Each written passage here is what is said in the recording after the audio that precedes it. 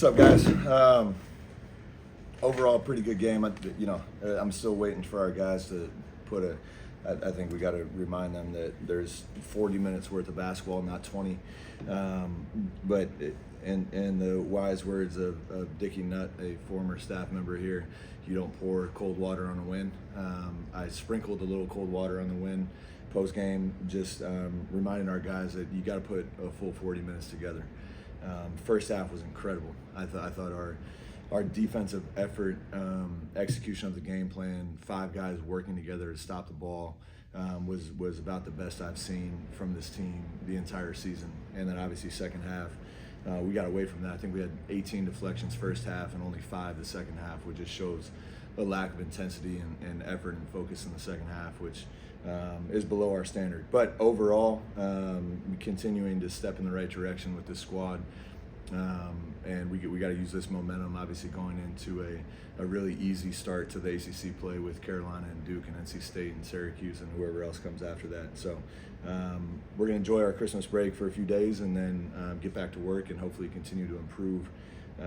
Just two quick things. I thought Martin Somerville was incredible today, just doing his job, knocking down shots, being in the gaps defensively, leading vocally for our team. Across the board, we had a couple guys really step up. I'm continued to be impressed with Rob's court vision.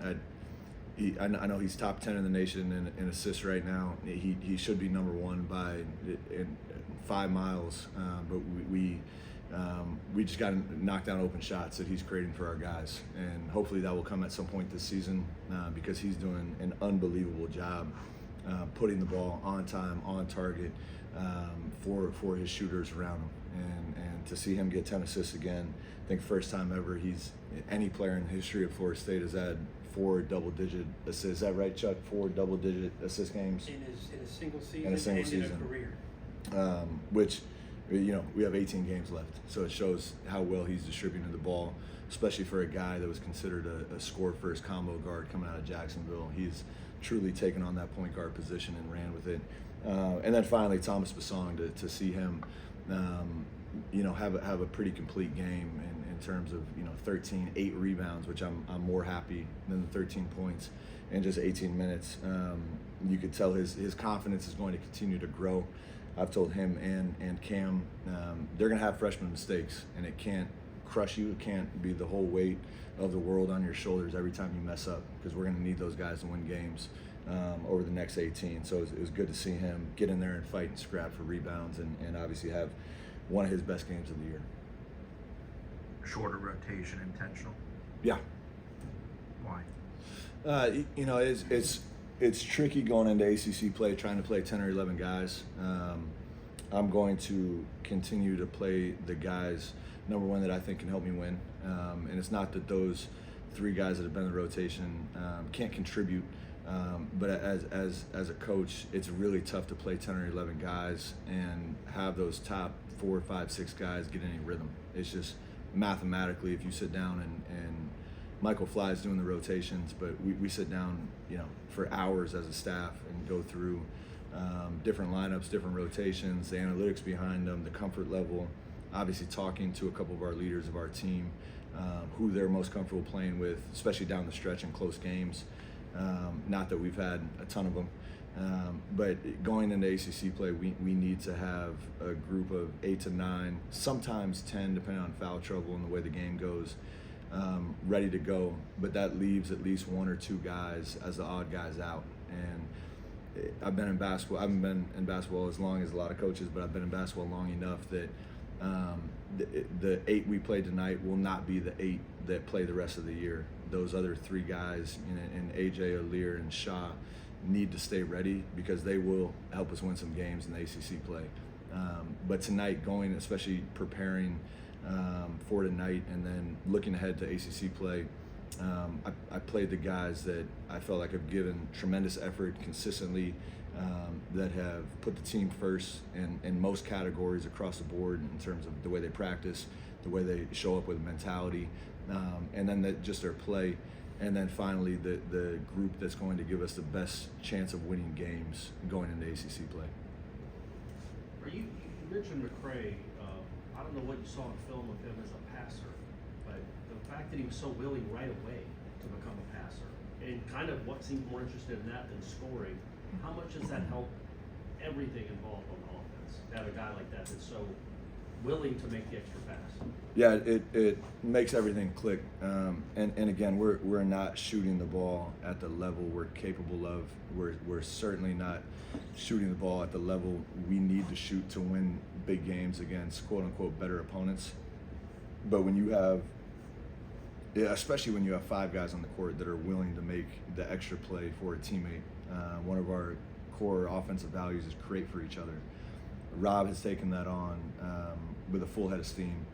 In our conversations when we recruited Rob, it helped that Fly had coached him. It helped that I've grown my relationship with Jordan Mincy. I have a ton of respect for him.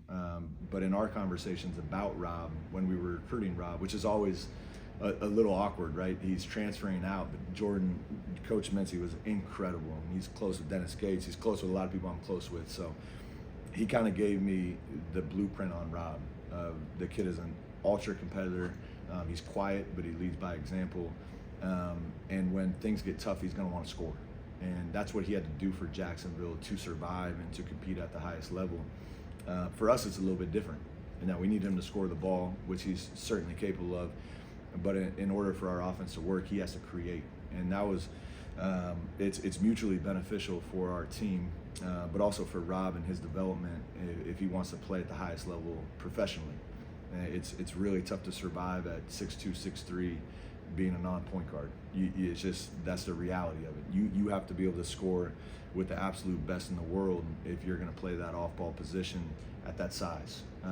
Now, with his size, combination of athleticism, and showing that in flashes you could see that he could really pass, it just wasn't his focus. And for us, as we went through the recruitment in the portal, and then obviously once we got here, I realized very quickly he can actually see the game. He just was choosing to score and take over the game scoring. And he can to me, he can play at the next level and make a ton of money if you have that combination of positional size, which he does at the point guard position, athleticism, competitive spirit, and you can break down the game with the pass. A lot of people are going to want to sign up to at least give him a look. And to me, that's really encouraging for him and us. You talked a lot about how this team needs to create better cohesion on the court. Yeah. Why do you feel like that worked so well in the first half time? I think first and foremost, our guys have come together over this past week, and I think the Christmas break, when you don't have school, you just have more hours in the day, and we've used those hours very strategically to put our guys in positions where they have to come together. They have to get to know each other. They have to look each other in the eyes. We've done a couple different, let's call them sessions, where it has nothing to do with basketball and everything to do with building camaraderie and team spirit. And I think they've taken that and run with it. And to me, most teams over this break either splinter or come together. There's very few teams that will stay neutral in these couple weeks. So it's good to see that off the court connectivity always helps on the court results. We didn't play a perfect game, but I think anyone with eyes and possibly even Stevie Wonder could see that we're playing better together. We're playing team ball right now, which is what you need. We're still making mistakes, still missing some open shots, which is frustrating. But the ability to move on to the next play and put the guy next to you in front of your own ambitions, to me, shows progress in a really positive way, especially at the stage we're in the season where we just lost 5 tough games in a row, and this team could have easily splintered and gone the wrong direction. But credit to our guys in the locker room, and credit to our coaching staff, especially the college coaches, but across the board, our coaching staff has been incredible of telling the guys and helping me just paint this picture. We're not quitting on this team. There will be zero quit in that locker room. There will be zero quit on our staff because we're trying to build a foundation for what Florida State basketball is. And this group and this roster has a big part of building that foundation. How do you manage these next 8 days as far as giving them a little time off and then getting back together to get ready for UNC? Yeah, I think, don't quote me, Kelly could probably help me, and Perrin, they've done an incredible job with the schedule, our chief of staff and director of operations, but I believe we have another workout on the evening of the 26th. So we have, tonight, we'll have a couple of guys that are within driving distance take off tonight. I told them if they get any speeding tickets, there's going to be hell to pay. Most of our guys will fly out tomorrow morning back to their homes and their families. Which is always awesome. I told them, we have a workout schedule, weight room schedule, and gym schedule for every day outside of Christmas, which will be really good for them. And then we'll return on the 26th, work out the night of the 26th, and then lead up into traveling to UNC the day before the game. Good, sorry. Was there like, I don't know if you want to speak for them, but a little emotional ties with knowing that Robert McCray and Fly were going to face their We mentioned it. I'm a big believer, coming from the NBA level in revenge games, quote unquote. This was not a revenge game because I think Rob and Fly left on great terms with Coach Mincy. Again, a huge amount of praise to Coach for the job he's done over there. I've gotten to know him a little bit, and he's awesome. He's one of the best in the business. So it wasn't quite the revenge game, but you always have a little extra something for your previous team. That's just human nature. More so our key to tonight, without getting into the specifics of how it was said, was, Christmas can wait, the Santa Claus can wait, the elves can wait, North Pole can wait, your families can wait, your girlfriends can wait, your hometown can wait. We have a job to do, and that's to beat Jacksonville, which I thought our guys did an incredible job, and our staff did an incredible job helping these guys get ready for this game.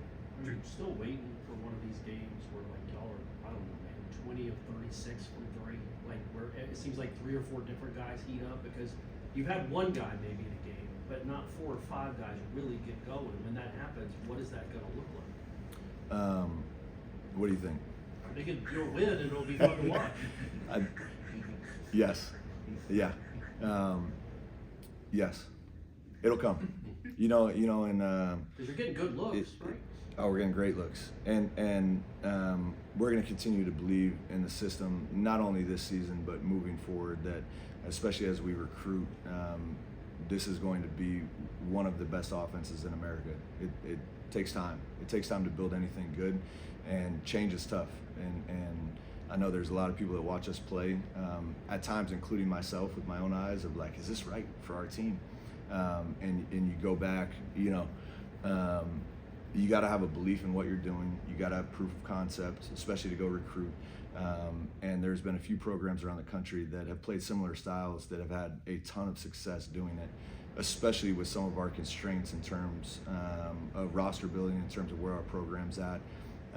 But even looking at, without getting too specific, but I'll get specific. So you guys know me. I don't mind shine. If you look at Alabama, and Nate Oates has done an unbelievable job building that basketball program at a football school. And at the time he started, he did not have a lot of resources. And then they built as he showed success. If you go back and look at his first year, and I'm certainly not Nate Oates, and he's had an unbelievable career, and I'm still learning. Their first year was not a Cinderella story. I think they were below 500 when COVID hit. They lost a lot of games that people were probably second guessing this guy and the style of play that he was running. And he brought a lot of NBA staff in to run it. And all of a sudden, the next year they got a little bit better. And then the next year they got a little bit better. And then they're in a Final Four, and then they're competing for SEC championships every year. It doesn't happen overnight. And I'm not asking for patience. I want our fans to be passionate, and I want our fans to win every game. Because guess what? I'm a fan of Florida State too, and I want a great product. What I would ask is, as we continue to build this, to stick with us. And it's going to take some time. There's going to be bumps in the road, and it's never going to be a perfect skyrocket to the top. But I have full confidence in what we're doing. I have full confidence in our staff and our administration, and what we're building, and the priorities of what we're putting in men's basketball. Through 13 games and some really challenging moments for you guys, what have you learned as a head coach? Yeah, I've learned a lot. I've learned that going from a lead assistant to the head coaching seat, there's about a mile of separation. That everyone at all times is always going to turn to you for the answers, which I both love, but it also at times is exhausting. And that's where I love our staff, because we have 3 former head coaches on staff and a handful of other guys who I think will be head coaches one day.